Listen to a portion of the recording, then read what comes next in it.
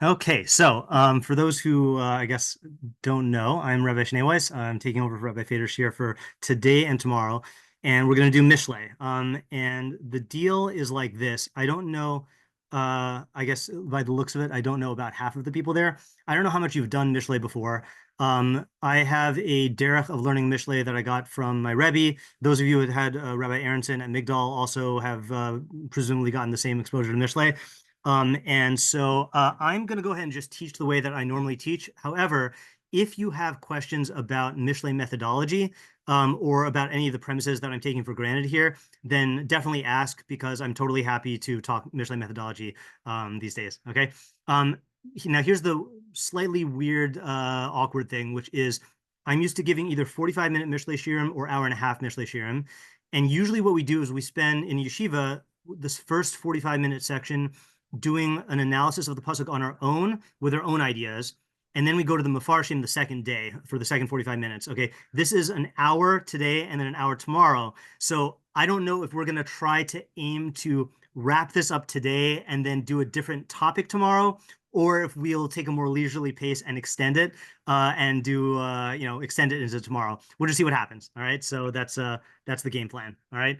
Any questions before we start while I share the screen? Also, I don't know how good the audio is there in terms of me hearing you. So like if it seems like I'm ignoring you, it's probably because I just didn't hear you. So just get Michael or Yosef to like ask me because they're closer to the mic. Okay. So we are doing Mishlei 16:1, Tes Zayin Aleph, and I've done the every other pasuk in the have I done every other pasuk in the parak? I'm not sure, but I skipped this one, and the reason why I skipped it is because there are certain pasukim I teach in my high school Mishlei curriculum, and I had just taught this one last year, or I just taught this one when we got up to it. So I have a shot on this, and it's too fresh in my mind for me to think that there's a to be able to think freely about it. So the challenge for those of us, for me, and for those of us who know my shot on it, is to approach it with a fresh mind. For those of you who have not learned this, you're going to be the fresh minds, and we're going to try to like learn this, analyze it together. Okay, so we'll start the way we usually do. What we usually do is we will translate the pasuk, then do the minimalist mefarshim and translations, which are the people who just like weigh in on how to read words, and then we'll analyze it on our own, and then we'll go to the mefarshim either later today or tomorrow. Okay, so la'adam ma'arche lev Hashem ma'aneh lashon. Who would like to take a stab at translating that pasuk? Yeah, go ahead, Michael. So like it is for man to set his heart. Okay, I'm going to type what you say, and then I'll critique it after. To set his heart. Okay. And from Hashem is the tongue's answer. Okay. Also, Anyone take any issue with any of Michael's translation here? I think the Adam doesn't. I don't think it means like literally it's for men, but I think it is like it means more like it is like allocated to man. Yeah, that's what I meant by it. Got it. Okay, fine. Okay, yeah. I think the 4 + 2 is a little confusing here, right? 4 men, 2 set his heart. So I would say okay. I think anyone have any other issues with that, with the translation? Um, answer. Ma'aneh is that I don't know dictic so well, but does ma'aneh mean is that a noun or no? Yeah, it's a noun. That sounds right. Okay, so that's actually one of my objections, not to mane, but to ma'arche lev. So Michael translated it as a verb, right? To set his heart. That would be, I don't know in biblical Hebrew, but I would say that would be la'aroch, right? Es libo. Okay, so I mean you could say that the his is implied here, but the way I would translate this first half is um so obviously in Hebrew, when you have a lamed, it could either mean, it can mean a lot of things, but it can mean to, or it can mean, it could be an implied like possessive, like belongs to, right? So I think, and I've seen from the Mefarshim here that it means that you have to say belongs to. Okay, so Adam Archelev. So I'm gonna go ahead and say arrangements instead of settings, because settings I think has like a technological implication to it in our lingo. So the arrangements of the heart belong to man. Okay. The arrangements of the hearts belong to man. You could say to man belong the arrangements of the hearts. In fact, let's do it that like that. to man belongs the arrangements of the heart. Okay. Now, here's a little Mishlei methodology tip here. So Michael translated vav as and, which is the normal way to translate it. Okay, right? Anyone know the deal with ands in Mishlei? It's the pivot, right? So it could be but as well. Right. So almost all psukim in what I call the core of Mishlei, which is chapters 10 through 24, are set up as opposites. Okay, not every single one, but most of them are, the Chacham does this and the fool does that, or the Tzaddik does this and the Rasha does that, or this is the good decision, this is the bad decision. So usually it's better to translate the Vav as but. Okay, sometimes it's and, sometimes it's ambiguous, but but from Hashem is the tongue's answer. Okay, good. So let's keep that as a working translation. We'll mess with it as we need to. Okay, so next layer, if anyone has any questions, feel free to interrupt. Next layer is to do the minimalist meforshim. So those are, translations. So what we do is we do Mitzus Tzion, who has, the glossary of terms that are unfamiliar. Targum Saadia Gaon, which is part of the Tafsir. I think the Tafsir includes the Tanakh, which is his translation to Judeo-Arabic. And then we have Rav Kafka, who translated it back to Hebrew, so you can get the nuance. And then the Targum Ksuvim. So that's our first three. Okay, so we got like this. Mitzvah Tzion says Ma'arche is Inyan Sidur. So Ma'arche means arrangement, okay, ordering or arrangement or setting, I guess. And then Ma'aneh, so interesting thing, Ma'aneh, he says, is Inyan Amira. Okay, it does not mean answer, but means speech. Okay, so I think we should acknowledge that in our translation here. Okay, so it can mean answer, which is the literal translation, but it could also mean speech. Okay, okay, so that's Mitzvah Tzion. All right, well, I'm going to go ahead and just delete this for the sake of space. Okay, Saadia Gaon translates this as Masurim la'adam ma'arche libo. Okay, so he also injects an and in there like Michael did. Okay, so the arrangements of his heart are entrusted, I guess, to man. Ume'es Hashem dibur lashano, but from Hashem is the speech of his tongue. Okay, so he also goes with dibur, not with reply. Okay, and then last is you've got Targum Ksuvim. Okay, so this is an interesting thing here. Okay, Targum Ksuvim, who's not Onkelos, by the way. I don't think we know who the Targum Ksuvim is. Min bar nash tar isa deliba umin Hashem mamlala delishana. Okay, so mean Barnash is Ben Adam. Okay, if I ever start an Aramaic speaking bar in Israel, I would call it Barnash. I think it's a good title.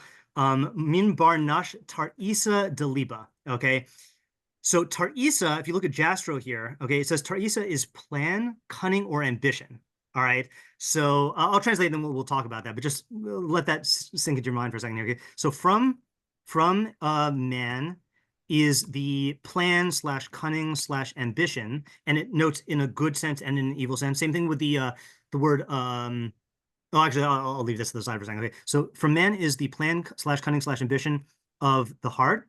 Umin Hashem mamlala delishana. How do you translate mamlala delishana? Mamlala is not the Pakistani education activist. Isn't it just speech? Speech, yeah, exactly right. Okay, so and from Hashem is the speech of the tongue. Okay, so just one thing I'm going to do here is I think from the fact that all three of the translators that we've seen put speech instead of answer, I think what we're going to do is we're going to go ahead and give precedence to speech in our translation and treat answer as the secondary translation here. Okay, now, what's weird about translating about the translation of tar isa, cunning? What strikes you as funny about that? Not haha, but like strange. You have common Mishlei words for that, and it's not using them. Yes. Okay, good. So in Mishlei, you have the word orma, which is cunning, okay, or sometimes mizima, okay, but here he's translating it as ma'arche lev as cunning, okay. So the question is, what do you make of that? And I think there are only two possibilities for where he gets this from. One is intuitive, one's not intuitive. What's the intuitive like place that you get it from if you're a translator and you translate something weird? Scribal error. Say again? Scribal error. I can't understand what you're saying. Uh, Are you saying the word vocabulary? Scribal error. Scribal error. Okay, good. That's the less intuitive one. Okay, good. So here's the thing. So the intuitive way is this is how he's interpreting Ma'archei Lev. Okay, why does he interpret it that way? That we'd have to figure out. Okay, but the other possibility is either a scribal error or there is a okay. So a little bit of background here, and we've seen this in Mishlei. That's the reason I'm going into this. Which is that the Targum on Ksuvim was written before the Masoretic text, and there were different textual traditions going around before the Bali Masorah finalized the text of the Tanakh in the 9th century or 8th century, whenever it was. Okay, so I think the first time I became conscious of this is I once saw in Hebrew there was our pasuk said the word I forgot exactly which direction it went, but I think our pasuk said the word am ayin mem. Okay, sorry, no, so it said im. It said im ayin mem, but then the Targum said uma, nation. So you could tell that the Targum was working with a text of Tanakh that vocalized the ayin mem as am, not with im. Okay, so it's possible, and I don't know if this is true. This is total speculation on my part, that this word here, maybe with the ayin and resh and mem, somehow was or melev or something like that. You know, the cunnings of the heart. Okay, so I'm more inclined to treat this as either a scribal error or a different textual tradition than to say he's interpreting Ma'archei Lev as cunning, even though it's possible to say that. Okay, so I'm going to go ahead and just we'll leave the Targum up here. I'm not going to mess with our translation because it's so radically different from everything else. Okay, last step before we start our analysis is the 3 English translations. I always just pick 3 English translations just to give more context here. So our scroll goes with to man belongs the arrangements of thoughts in his heart, but from Hashem comes the tongue's reply. Okay, so they go with reply. Strange because Art Scroll usually prefers Metzudas Tzion, but I guess it's going with either Rashi or the literal. So that's very similar to ours. I'm not going to keep it on screen. Rav Hirsch says the preparations of the heart are man's, but the discourse of the tongue is from God. Now, it's possible he's taken preparations. The phrase enters my mind of orche milchama. Does that ring a bell for anyone else that or ma'arche milchama that I think does refer to something like war preparations, or is that just something I'm imagining?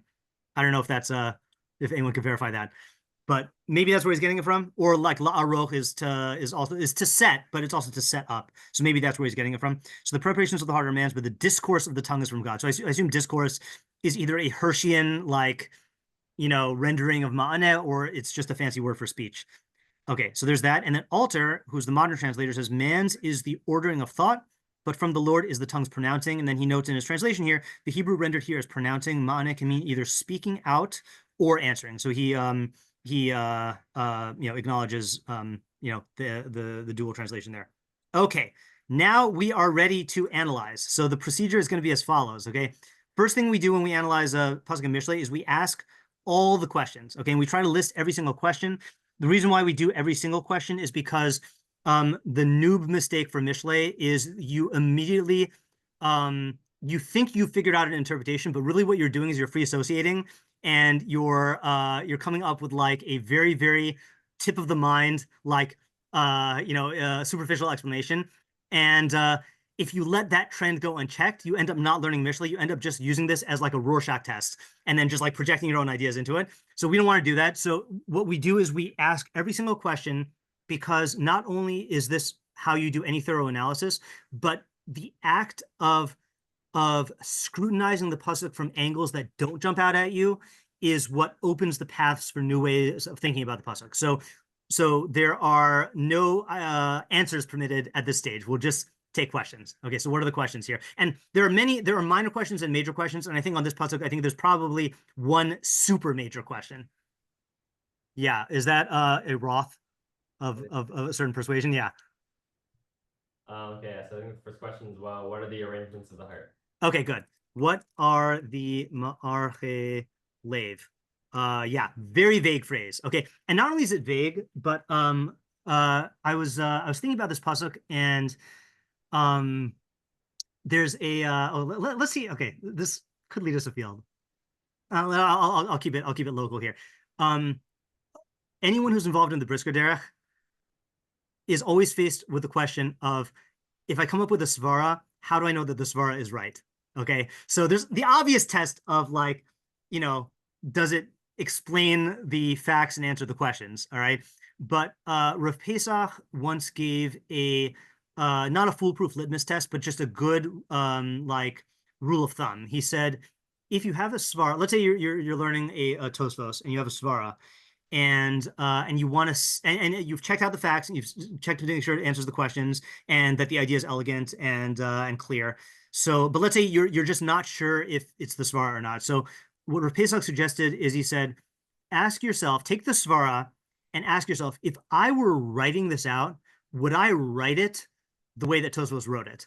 Okay, and obviously we're not the Bali Tosfos, but if the way you're writing it, that you would write it, does not line up with the way the Bali Tosfos would write it, like let's say the Bali Tosfos spend like 5 sentences on something that you think could be said in 1 sentence, or they present something in one order and you would present it in another order, chances are you're not fully in line with their current of thought. Okay, so let's call that like reverse engineering the pasuk, right? If you have an idea and then you ask yourself, if I were writing out this idea, how would I write it? So I did this again. I've already learned this pasuk, but when I do this, when I reverse engineer the pasuk, one of the things I ask myself is, is it fitting that I would use the word arrangements of the heart? Like, there are many ways to say this in Hebrew. You could say machshavos libo. You could say I don't know if hirhur. I don't think hirhur is a biblical Hebrew word. Like hegion libo. I don't know. Like, so ma'arche is just a highly specific phrase. Okay, so I'm going to add to this question: what are the ma'arche leiv? Why not some more common phrase like machshavos libo, or ratzon? I don't know, ratzon leiv, something like that. Okay, good question. Next, yeah, person raising their hand in the dark shirt. I mean, another one, it's a couple. It's why is God's domain the answer of speech? Okay, so let me start. So yeah, why actually, if you have a couple, then why don't you ask the couple and then I'll divide them up. And I mean, what exactly is the contrast trying to highlight? Okay. Okay. Oh, so there are a couple questions that are completely different. Right? So I thought you were saying like in the same vein. So let me take one at a time. Okay. So I guess let's broaden your question slightly and say like, what is the basis for this division of domains, right? So like, why or I guess what makes the ma'arche leiv in man's domain, and what makes ma'ane lashon in Hashem's domain? Okay, and I don't know if this is implicit in your question, but I guess like, and why specifically ma'ane lashon, right? I mean, like, isn't everything in Hashem's domain or from Hashem? So it's interesting that the pasuk focuses specifically on ma'ane lashon, and that could, maybe that's a separate question here. In fact, let's treat that as a separate question.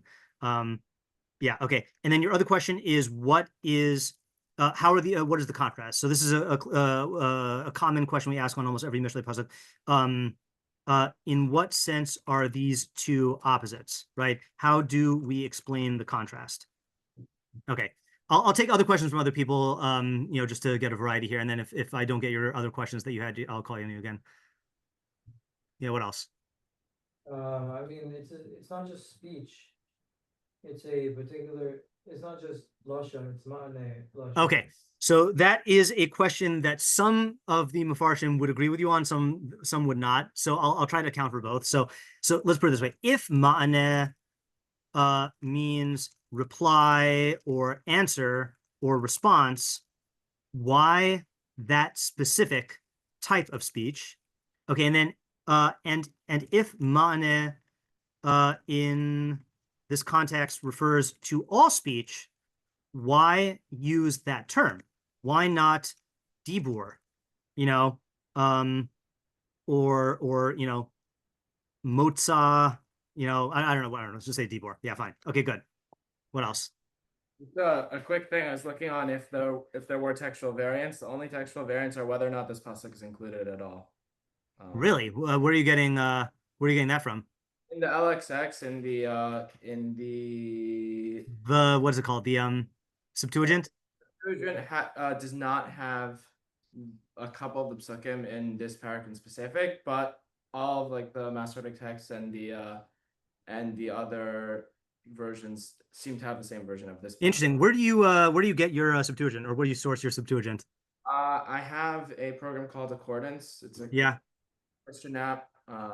It's great. Okay. Interesting. All right. So I'm going to compare it. I'll show you another methodology point here. So raise your hand if you know about the secret Al HaTorah site.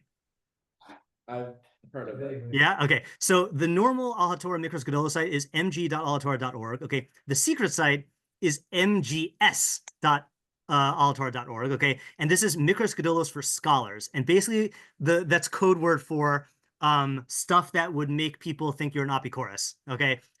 So if you go to I'm going to go with Bracious just to show you the variety here. So there are several things that this has that other ones don't have. So you have the Nusach HaShomroni, the Samaritan Torah, the Targum HaShivim, the Septuagint, the Pshitata, which is the Syriac Torah. You also have where are they? Megillos Mikrayos Mikumran, the Qumran, the Dead Sea Scrolls. Okay, and you also have where is he in the Acharonim at the very bottom? Yeah. I forgot what the Mem Dalet stands for. I think Moshe David Kasuto. So Kasuto was a what do you call it? Like Haskalah type era scholar. So he was, I think, most known for challenging the documentary hypothesis, but he also did not hold by Torah Min HaShamayim. So his commentaries are very interesting. So this is where you go to find, and there might be other things on other specific psukim of Tanakh that or Sfarim of Tanakh that I'm not aware of. So in Mishlei, let's just check out. Now, the funny thing is in Mishlei, the Septuagint in the secret site is they only have the English, they don't have the Greek. So where is this? How are you accessing from like just from the page? How do you get to the Girsaos?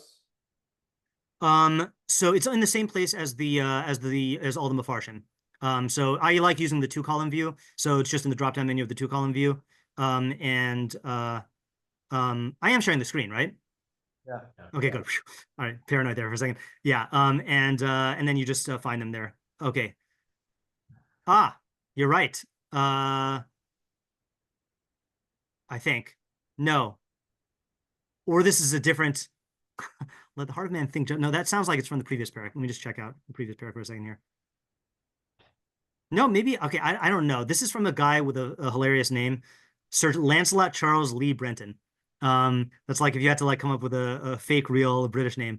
So I don't know if this is supposed to be a translation from the Septuagint, and they're using a different Septuagint than the one Yosef is dealing with, but it's very different either way. Yeah. Okay. That be the next pasuk?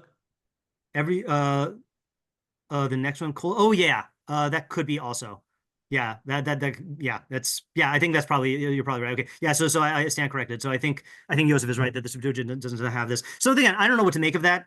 And also, you got to remember that the Tanakhs that the Targum was going off of were not preserved. So like the Targum is the textual witness. Yeah. Okay. All right. That was a fun little excursion. Okay. So other questions, and no one has yet asked the big question. The problem, as it were. I mean, Yeah, Michael. we have free will to decide. Yeah. Okay. Good. That's the big problem here. Okay. Right. So doesn't this pasuk contradict Bechira? Okay. Now how does it seem to contradict Bechira? Let's just talk it out. It appears to be saying that that you do not decide what you say. God decides. Exactly. Right. So the first half is not controversial. Obviously, we can, or actually, maybe it is controversial depending on where you're coming from on the Bechira spectrum, that you can control your thoughts. Okay, but whatever. Don't talk to Sam Harris. But you presumably can control your thoughts and intentions. Okay, but it is problematic from the standpoint of experience and halacha to say that God, that your response comes from God, right? I mean, if that's true, then if I speak lashon hara in response to someone, or if I just speak it in general, then like I'm not to blame because it's from God. You know, what about bracha levatala? Like all these halachos about speech. So that's like the major question, and I call it the major question because I think it's the most problematic thing about the pasuk. But also, many of the meforshim are respond explicitly to this. Okay, what else do we need to ask here? I feel yeah, Michael. What situation is this talking about? Is it time you're talking and every time you're thinking, or? Okay, so this is another what we'll call a classic question that we ask on Mishlei, which is, what is the decision-making scenario? Now, you can challenge this question as a default question, not as a Michael question, but that the way that I learn Mishlei, at least in terms of the core of Mishlei, every pasuk is I won't say has to be talking about a specific decision-making scenario, but every pasuk culminates in a practical application. Okay, so there are meforshim who hold that there are pasukim that just say theoretical truths. You know, like for example, here's a good example. There are several pasukim that will say stuff like, you know, God knows everything. Okay, in one way or another. Now, if you held that Mishlei deals with theoretical ideas like Tehillim and Eov, you could say, oh, the pasuk is just telling you about God's omniscience. But I learned Mishlei as a practical decision-making book, so I have to ask, what's the practical application, and then what are the decision-making scenarios in which this applies? So I like asking the decision-making scenario at the beginning. I guess what, if any, what is the decision-making scenario, is the specific decision-making scenario if this is talking about a specific scenario. And then pair that with the question at the end, which is, what is the practical application? And asking the question about the practical application is not only good because Mishlei is a practical book, but also sometimes you think that you understand the idea, but when you try to apply it, then you end up blubbering like someone who doesn't know what they're talking about. And you realize, oh, I didn't get the idea as clear as I could have. Okay, good. What else? Oh, let me just actually add on to what Michael said here. Is this talking about speech in general, or a specific type of speaking in a specific scenario? Okay. Are we missing any questions?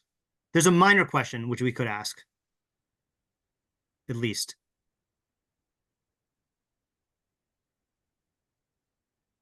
Yeah. Roth.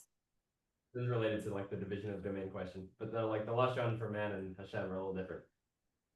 Yeah, could you elaborate on that? Right, it's like two men.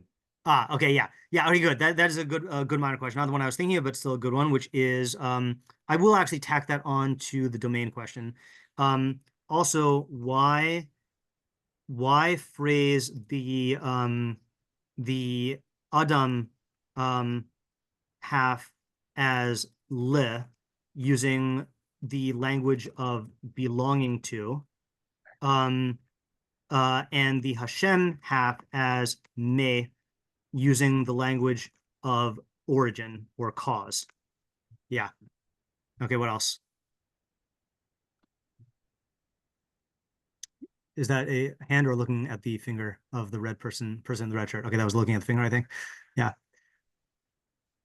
Okay, the only other minor question that I can see here is why lashon. And this is I'm mostly asking this because Mishlei does use different body parts, or sorry, I guess different vocal apparatuses to refer to speech.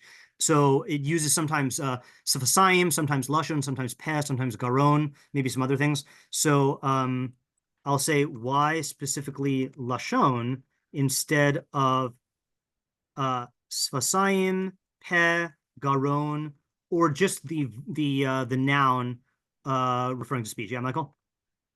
Who is the audience? Yeah, okay, good. Two people. So, sorry, what was that last part? Yeah, I think the probably the simplest response is that it's per somebody speaking, but also I can imagine it's somebody like listening to somebody else. Yeah, okay, good. So the question is, sorry, who is the intended audience? So at the very least, is it for someone speaking or someone listening?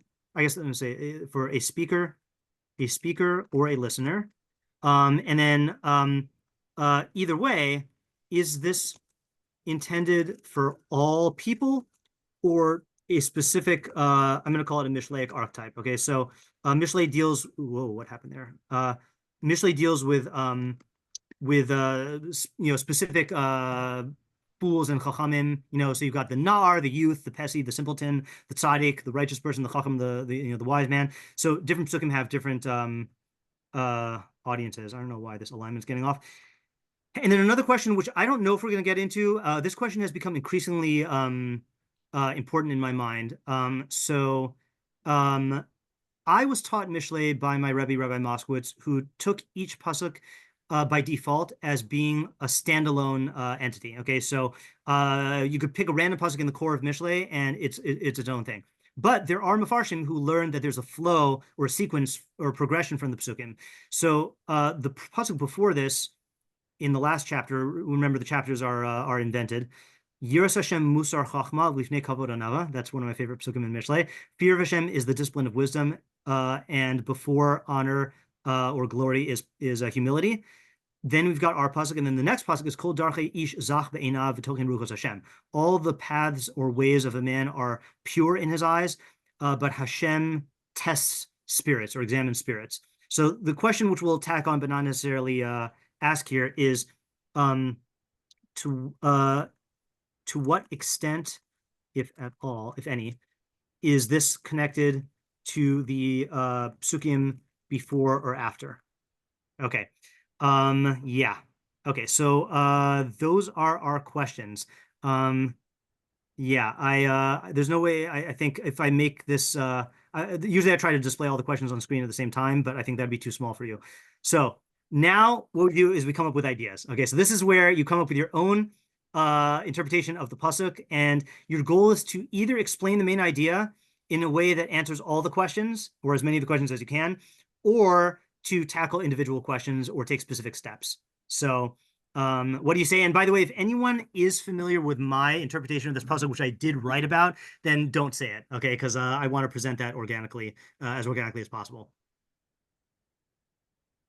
Who has ideas? And again, you don't have to tackle the entire thing. You could just take specifics if you want.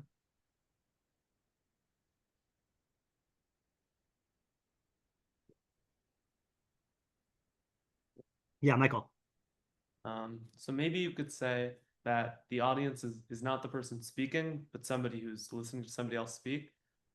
And so I guess maybe the Havamina is the easiest thing to start with, is that you might think that whatever they say to you is like all that they're thinking, and that once they speak, like you know exactly their understanding of whatever you're talking about. But in reality, when a person speaks, what a person decides to actually verbalize is influenced by a lot of different factors, and they might not actually be saying everything that's going on in their mind. And so you should be wary and like remember that they probably have more thoughts or contradictory thoughts than what they actually said, and you can watch out for that. And Okay. Okay, good. So let me start off. I was still processing. So the audience is the listener. You might think that what they're saying to you is all they're thinking, and you can assume you know the full contents of their mind. In reality, there are many factors that influence what a person chooses to say and how they choose to say it. And then I just missed the very tail end of what you were saying. And so then like the practical application is that you should be like, you should like remember that they probably have more thoughts on whatever you're talking about. Or like, let's say they're talking about you, then like they probably think more about you than they said, or whatever. Okay, right. Than what they expressed. Okay, so the question here that I have for starters is, okay, I like the idea, okay, and I think that this is a mistake I've seen more from high schoolers than from the guys in yeshiva, which is that if we are reading an essay and we read the introductory paragraph, there is a tendency of certain people to pounce on the author and start demanding that they answer the questions that the reader has right now. And I have to remind them, guys, this is an essay. He's writing the entire essay because he has a lot to say. So don't demand that he answer all your questions in the first sentences, you know? But the reality is that even beyond the essay is not all of his thoughts. There's more as well. And so recognizing that on the one hand, it is significant what a person chooses to say, but you cannot assume that that's the entire thing, like Michael's saying. Okay, so that's, I think, a good idea on its own. Okay, one question I have on this is, how is this an interpretation of from Hashem is the tongue's answer? Well, if I remember correctly, a lot of times in Mishlei, when it talks about Hashem, we interpret that as like outside factors in general, and how like not everything is in a person's control. Okay. All right. So that idea I'm going to actually address when I give my interpretation, because my interpretation relies on that as well. So I'm going to leave that part aside. And then let's just think and see if there's anyone else who has questions or comments on Michael's interpretation. Then you can weigh in. Yeah, Yosef. I agree with that use of Hashem here. The whole parak of Tazayin keeps referring to God specifically and talking about God's domain. Right, so it would be a little bit strange if it's referring to primarily an idea about external factors, where it seems very specifically to mention God. Yeah. Okay, so that's a good question from the context. Is that, yeah, looks like every pasuk is about Hashem in the first 11 psukim, right? And so, yeah, I think that I have a feeling that if Michael were to try to apply that interpretive maneuver to these, some of them would be difficult. Again, not insurmountable, but perhaps difficult. Okay, so that's a fair question. So I'm just going to note that here. Okay, so this is Yosef says that the next 10 psukim also talk about Hashem, and Michael's interpretation, that's not how you spell interpretation. Interpretation seems difficult. Okay, good. All right. Anyone else have a question or another interpretation of the pasuk? Yeah, Yosef. I mean, this is not a full idea in any way, but it does remind me of Hashem Sipasai Tiftach, Ve'yiti L'Secha. Yeah. In a way, like it does resonate with some idea of the fact that like man has a certain incapability of like complete speech without God, and I don't. This might be speculation of like that there's some idea of speech being a God-given gift to mankind. Okay, good. So this the implication might be something about how speech is a God-given gift. Okay, so I'm gonna not stop there. I'm gonna instead, I'm going to pause our own analysis of the pasuk because Yosef hit upon Saadia Gaon's interpretation. Okay, so let's go to Saadia Gaon. Now, ordinarily, I would learn this from the meforshim, but since I prepared this lesson for high schoolers, I already have all the meforshim that I want translated here. Okay, so let's look at Saadia Gaon. And I don't know if I trust my translations. I'm going to go ahead and yeah, I think I will read the Hebrew here, which again itself is a translation of the Judeo-Arabic. Okay, so by saying that the ma'archei lev belong to man, this is an explicit reference to the concept of bechira, of free will. Okay, which is interesting. So he's taking the free will thing from the first half. Okay, we took it from the question from the second half, but whatever. This makes sense. Also, it might be then that ma'archei lev, according to Saadia Gaon, is not purely the internal will. It might the internal like thoughts. It might be like thoughts as expressed in action. I'm not sure what ma'archei implies. What Saadia Gaon said siddur, I think. So wait, no, what did Saadia Gaon say? Saadia Gaon translated it as arrangements. Yeah, all right, fine. Okay, anyway, going back here, when I find it,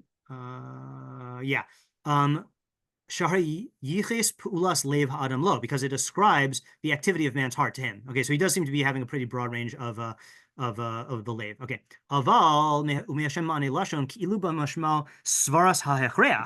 so the phrase, oh, he does raise our question. So he says seems to imply the doctrine of necessity, or determinism is the modern word for it. That man is compelled in his actions. But that's not true. Okay, meaning that implication is not true. Meaning the idea is not true, but also that's not what the pasuk is implying. Why?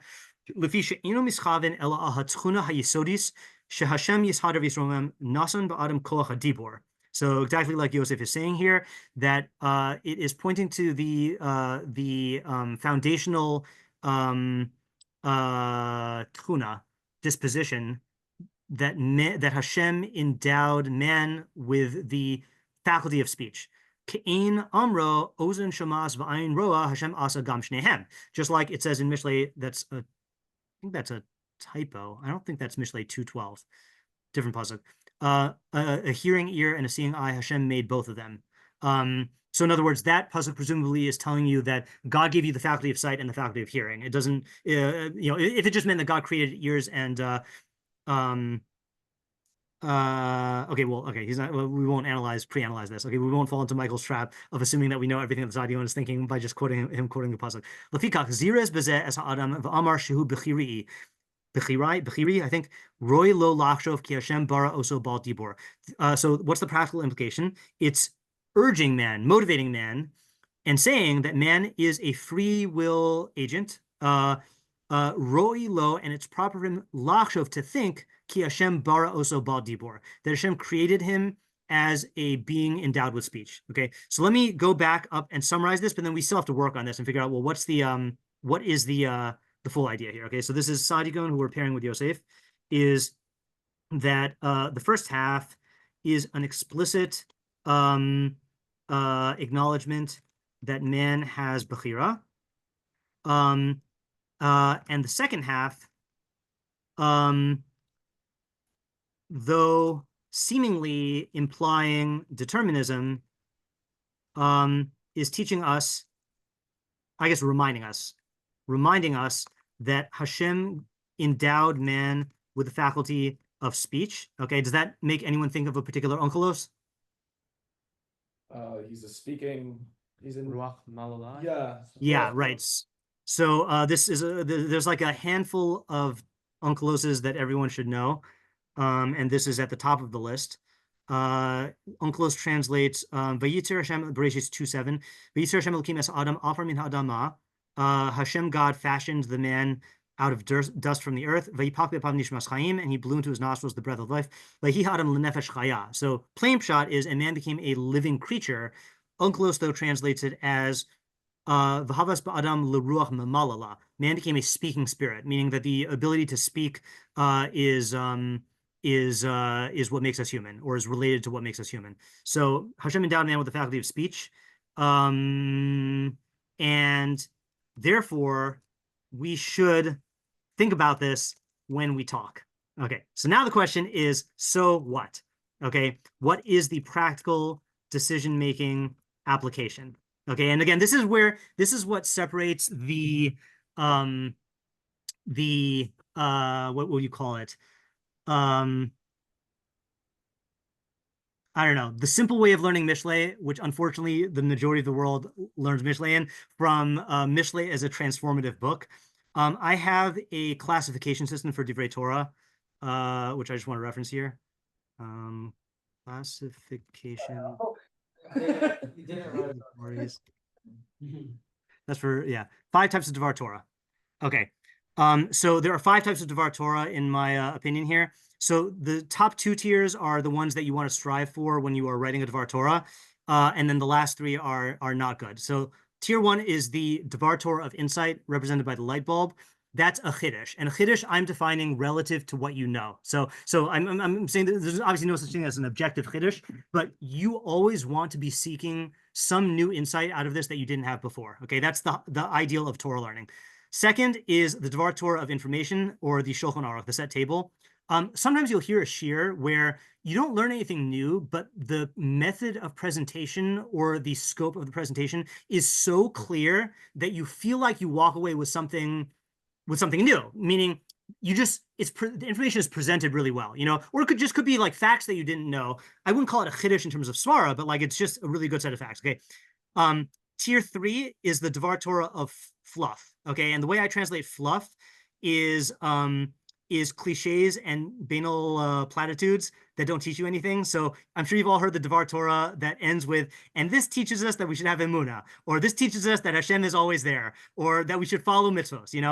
The second type of Devar Torah is a Devar Torah that is aimed at just manipulating your emotions, which I'm not saying is always bad, but I don't call that a Devar Torah. That's like, that's like inspiration. That's chicken soup for the soul. That's like, zrizus, or not zrizus. What's the thing people say? Chizuk, yeah. Okay. Then you've got the Devar Torah of stupidity, which is saying dumb ideas. And then there's the Devar Torah of heresy or poison, which is ideas that actively destroy your mind or harm your soul. Okay. So those are the 5. So you could stop, and I'm not, chas v'shalom, accusing Saadia Gaon of giving fluff. I'm saying that in order to not make this fluff of just saying that Hashem gave you speech, so you should use it wisely, we have to like level it up and get to some chiddush. Okay, so what chiddush? And again, chiddush is relative to where you're at, and it could be in Mishlei. You have an interesting thing. You have a chiddush intellectually, which is a new idea, but there is such a thing as an emotional chiddush, which is that the purpose of Mishlei is not just to teach you ideas; it's to make the ideas real to your emotions and affect your behavior. So there might be a thing that we know is true, but we don't actually. It's not real to us, and the pasuk might be punching us in the psyche and like getting us to feel the reality of the idea. So I would also call that a chiddush. Yeah, Yosef. I think within the context of the parak, it actually makes a lot of sense to say that by assigning speech to the domain of God and saying that it's a gift from God, it establishes a certain moral imperative for man to use his speech for moral good. Right? Okay. In other words, when you recognize that this isn't something that necessarily is man's alone, but you have to recognize that this is a gift, right? It creates a certain imperative, like reminiscent of Bereshis, when that God says "V'kiv shua" or whatever, that He gives the world to man in a certain way. There's a moral imperative to do it for God, right, and in a moral fashion. Okay, good. I'm gonna add one little point to what you're saying, which I don't think contradicts it. I don't know if it's just implicit in what you're saying, but if I am injecting, overriding your idea with my idea, then let me know. The Rambam, I'm not going to read this inside because it's very long. The Rambam has this thing in the Hakdama to the Perush Mishnayos where he is talking about how to learn Agadata. And the Agada he chooses is in L'Kadosh Baruch Hu B'Lama Ella Arba Amos Shel Halacha. That the only thing God has in His world is the 4 Amos of Halacha. And the Rambam goes into a whole thing there about the purpose of man. And the way he says that you figure out the purpose of man is you look at what makes man unique. And you can assume that if a creature has something unique, then that's part of its purpose. Okay, we're not going to get to the question about what it means for man to have a purpose or whether that's like something that we hold by nowadays. But like in science doesn't not really seem to like the idea of like a telos, like a purpose in nature. But Rambam definitely held by that. Aristotle held by that. I think we hold by it for man at least, in a certain sense. So I'm going to just add that point to what Yosef is saying. So in other words, like this, if you recognize that Hashem endowed man and only man with speech, then He must have given it to man for a reason that is, necessary, I guess, in line with His will for man on this earth. Therefore, you should think very carefully about whether you are utilizing that gift of speech for Hashem's ends or for something contrary to that. Yeah. Is that faithful to what you were saying, or am I blurring the lines there? Yeah, I just would add also that like that within I think that shtim as well with because one of the things we say about like often a theme of Tehillim, at least I don't know as much Mishlei, but is that man's tongue, quote unquote, has a telos of praising God, right? That should be the man's use of speech, right? Yeah. And so it makes sense that it's reminiscent of that pasuk, of this idea that there's a certain allocation of speech towards that it's from God and towards God. Yeah, that's very good. Yeah, and I think we are 2 months and 3 days away from Rosh Hashanah. But try to remember, is that true? Whatever. It's the 27th of Tammuz, whatever. Try to remember this when you listen to the tefillah of the Chazan before Musaf. Then he quotes this pasuk. Okay. And that whole paragraph that the Chazan says there is, in my view, an expanded version of Hashem Sefasai Tiftach with Yom Noraim flavor. So I think it does fit very well, or it stims, to quote your foreign speech. Yeah, Michael? Is this to like how does this reflect on Ma'archei Lev? Like, is that like, obviously that's from God too, and presumably the ability to think is also important to God's purpose for man. So Right.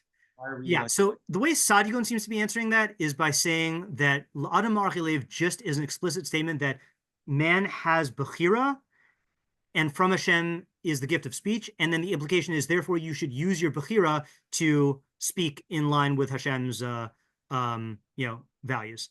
I, though, have a different interpretation that I think is going to answer your question better. Oh yeah, yeah. Sorry, which Roth are you? I can't. You're very far away. Donnie. Donnie. Okay, yeah, Donnie. What's your? You have a separate idea or a contribution to Yosef's point? Goes idea, but I think it explains Marculate better. But I think it's saying that like you should appreciate there's like a difference between well, it's saying like man has his own thoughts and ideas, but it's like a separate gift that those ideas can be communicated from one person to another. Ooh, okay, that's nice. Okay, I like that idea. So that is a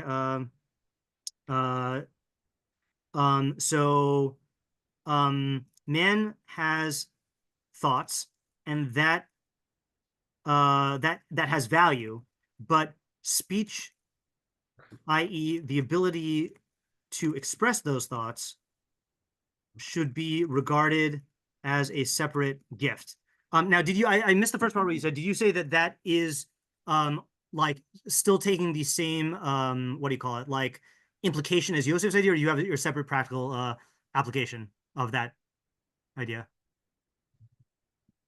Yeah, I think the practical No, application. yeah, I like the idea, but just I don't know if communication is the ability for communication. And it's you can attribute it to divinity, but it doesn't seem so intuitive that like it's coming to tell you that the ability for communication is God's domain. I mean, isn't the pasuk saying that communication is from Hashem? I mean, that does sound like what Donnie's saying. I don't know if it's necessarily saying that. I think closer Yosef is not exclusively saying that communication has divine properties. So I don't know if Donnie, you're not, I don't know if you're saying it's divine providence. I think I assume you were talking also about like in Sheshis and Breshis and like the creation, the design of the human organism. But I'll add one more point to support you, and this is just a very minor point from my idea, which I haven't said yet, is I think the reason why it says ma'ana instead of dibor is I think dibor would just be speech, but ma'ana is communication, because ma'ana references two parties. If ma'ana means answer, so I don't think it has to mean that, but I think it can. Yeah, let me go with Yosef, then Joshua after. I'm trying to figure out what I was gonna say, but I had a right. So I was thinking that as a defense of why it is saying that I should get back to it. Okay, Joshua. Yeah, so my idea is kind of that it's similar. Sorry, it's similar to Saadia Gaon's for the first half, and then for the second half is kind of like looking at tongue and speech is like that's the result. Like in the first half is like this is what you're thinking. Yeah. And the second half is the result, and so he's saying that you have control on how you think about things and even like what you do, so to speak, but you can't always control the way that things end up in life. And Okay, so I'm going to ask you to hold on to that thought. That is my interpretation of the pasuk also. But I think now if we look at the time, I think what we'll do is we'll hear out what everyone else wants to say here. for Saadia Gaon, and then we'll stop for today. And then tomorrow, I want to go way into depth on that idea. Okay, so I think you're on the right track, and we are on the right track because we're in good company because we're going to see meforshim will support us as well. Okay, there was a hand raised in the back. It's fine. I don't know how much time we have, so. No, that's fine. I was just gonna say that, speech is like thoughts made objective. Okay.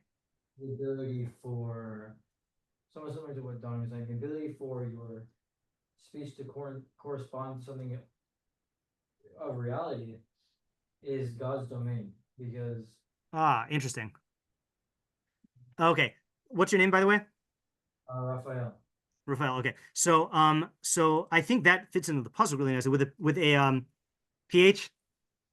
However you want to spell it, I'm not. Okay, so I think that fits in really well with the pasuk because the pasuk could then be saying that the first half is talking about the subjective realm of man, like the internal world of man, but then and then the second half is talking about objectivity. So let me just get that down and then we'll develop it. Is that the thoughts of the heart in the first half